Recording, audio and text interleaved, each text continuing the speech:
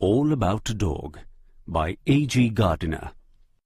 It was a bitterly cold night, and even at the far end of the bus, the east wind that raved along the street cut like a knife.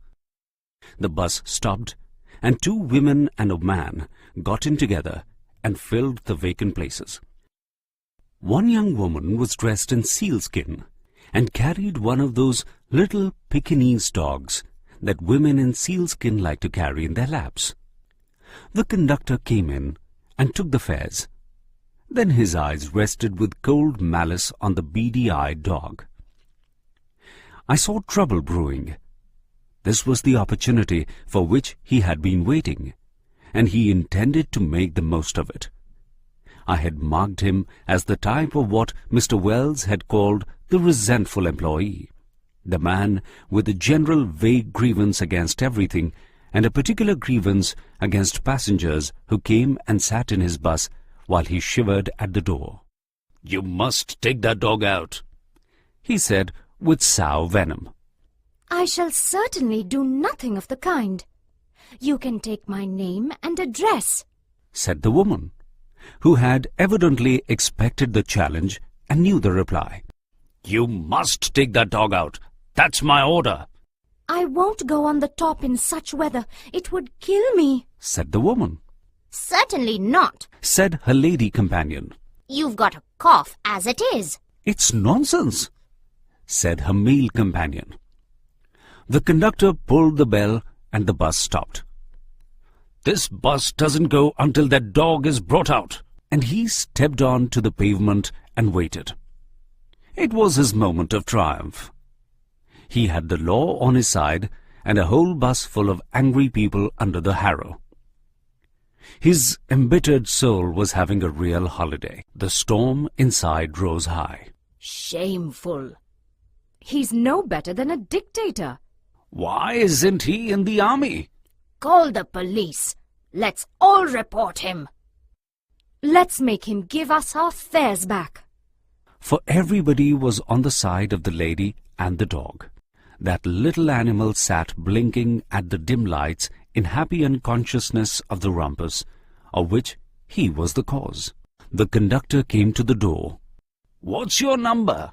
said one passenger, taking out a pocket-book with a gesture of terrible things. "There's my number," said the conductor imperturbably. "Give us our fares back. You've engaged to carry us. You can't leave us here all night." "No fares back," said the conductor. 2 or 3 passengers got out and disappeared into the night. The conductor took another turn on the pavement, then went and had a talk with the driver. Another bus, the last on the road, sailed by, indifferent to the shouts of the passengers to stop. "They stick by each other, the villains," was the comment. Someone pulled the bell violently. That brought the driver round to the door. "Who's conductor of this bus?" he sneered, and paused for a reply. None coming from the passengers, he returned to his seat and resumed drumming a rhythm on the steering wheel.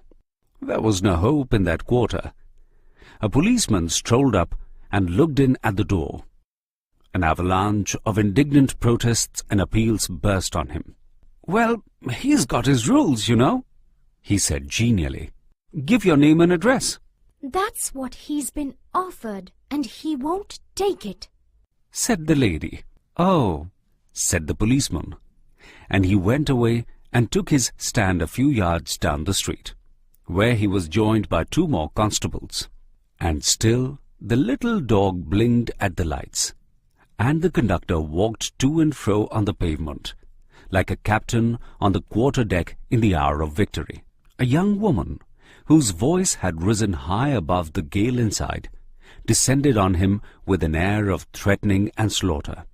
He was immovable, as cold as the night and as hard as the pavement. She passed on in a fury of impotence to the 3 policemen, who stood like a group of statuary up the street watching the drama. Then she came back, imperiously beckoned to her young man, who had sat a silent witness of her rage, and vanished. Others followed. The bus was emptying. Even the dashing young fellow who had demanded the number and who had declared he would see this thing through if he sat there all night had taken an opportunity to slip away. मेरे प्यारे दोस्तों, अगर आपको मेरा ये स्टोरियों का collection बहुत पसंद आता होगा तो सब्सक्राइब कीजिए, लाइक कीजिए, शेयर कीजिए। आज हम सुनेंगे एजी गार्डनर की all about a dog story. इसमें जैसे कि आप लोगों ने देखा होगा कि एक आप लोगों को बस दिख रही है। बहुत ठंडी की रात थी और उस दिन 2-3 लोग रास्ते पे बस का वेट कर रहे थे। बस आई, जैसे ही बस आई तब 2 औरतें और एक आदमी जल्दी जल्दी बस में घुस गए और जो भी खाली सीटें थी उस पे बैठ गए। तो जो यंग लेडी थी वो स्किन जो सिल एनिमल रहता है उसके स्किन के जैसे उसने ड्रेस पहना था और एक डॉग उसके लैप के ऊपर, मतलब उसने पकड़ के रखा था। तभी कंडक्टर टिकट के लिए वहाँ पे आता है तो उसे चांस ही मिल जाता है झगड़ा करने के लिए। वो डॉग को देखता है। डॉग बेचारा बिल्कुल साइलेंट, कोई किसी को ट्रबल नहीं कर रहा था। ऐसे पोजीशन में वो अपनी मालकिन को चिपक के बैठा था। लेकिन ये कंडक्टर जो था ये तो झगड़े के मूड में ही था। वो घूर घूर के वो लेडी को और वो डॉग को देख रहा था। मिस्टर वेल ने बोला है ना, किसी किसी को कुछ ऐसे कुछ एम्प्लॉयज़ होते हैं कि जिनको इंसानियत नाम की चीज़ ही नहीं होती है। रूल के सामने वो कुछ भी नहीं देखते हैं। ये आदमी, ये कंडक्टर उसी में से था। पैसेंजर को बिना देखे कि ये रात का टाइम है और एक खूबसूरत यंग वुमन डॉग के साथ, एक डॉग के कारण कैसे, तो उस कंडक्टर ने वो औरत को बोला कि आप इस डॉग को बाहर निकाल दीजिए। तो वो बोली कि मैं इस ठंडी के टाइम में डॉग को और मैं खुद नहीं निकल सकती, तो तुम एक काम करो, मेरा नाम, मेरा एड्रेस ले लो, ताकि जब भी तुम्हें कोई कंप्लेंट करनी होगी, कुछ किसी को कुछ बताना होगा, चैलेंज करना होगा, तो रिप्लाई हम दे देंगे। फिर भी वो उसे बोलता रहा कि तुम्हारे डॉग को बाहर फेंक दो।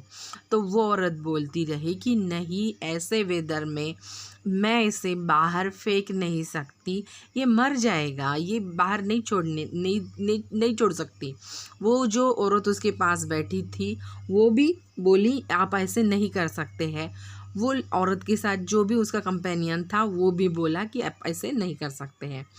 तो कंडक्टर ने बस रोक दी और बोला जब तक ये बस में से ये डॉग बाहर नहीं जाएगा तब तक बस आगे नहीं जाएगी। वो खुद गाड़ी के नीचे, बस के नीचे आके जो फुटपाथ होती है वहाँ पे जाके खड़ा हो गया और प्रतीक्षा करने लगा जब तक कि वो औरत कुत्ते को लेके बाहर नहीं आ सकती।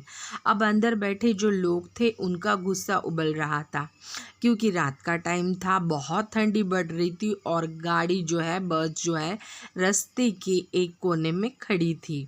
तो वो जो औरत उसके साथ बैठी थी दूसरे पैसेंजर में, वो बोली थी कितना बेशर्म आदमी है, ये तो हिटलर से भी गए गुजरा है।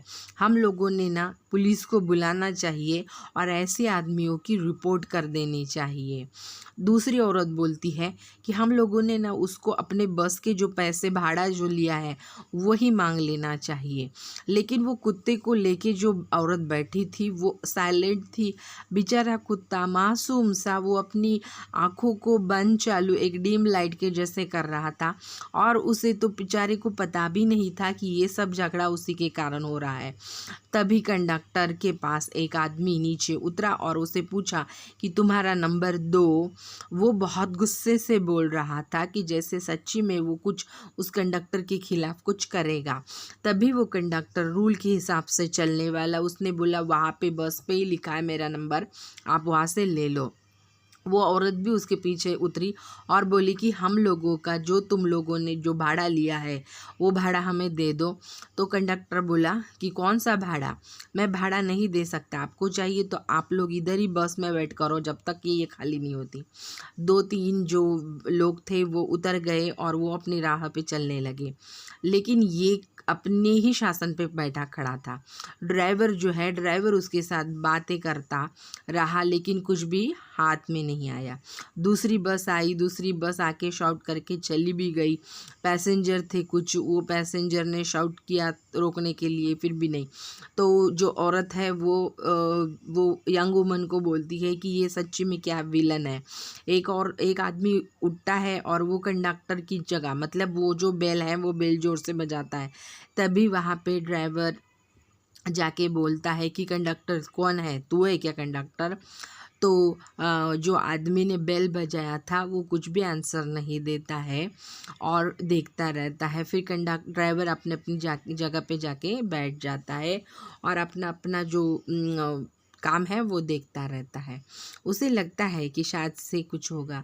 तभी वहाँ पे एक पुलिसमैन आ जाता है और पुलिसमैन अंदर जो घटना घट रही है, मतलब वो औरत एक कुत्ते को लेके बैठी, वो देखता है और फिर उसको प्यार से बोलता है कि देखिए, एक रूल ऐसे है कि आप कुत्ते को लेके यहाँ पे नहीं बैठ सकते हैं।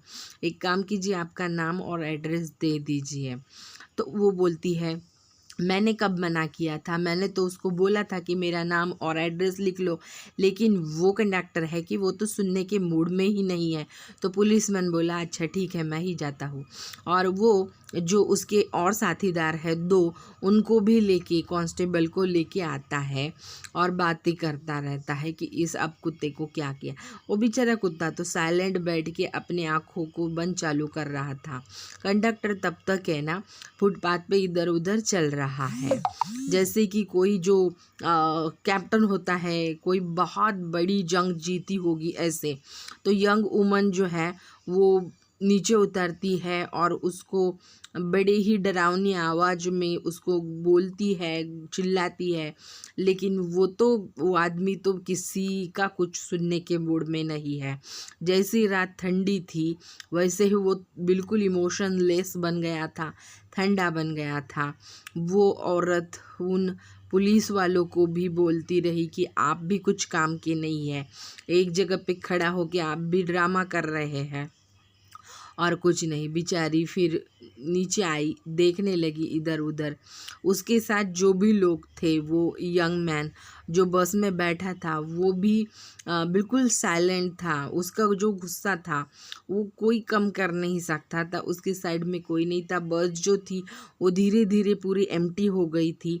वो जो आदमी जिसने नंबर मांगा था गुस्से से कंडक्टर का, वो भी ऐसे लग रहा था कुछ तो करेगा, लेकिन वो भी जैसे ही उसको पता चला कि कुछ नहीं हो सकता, वो भी वहाँ से भाग गया था। तो ऐसे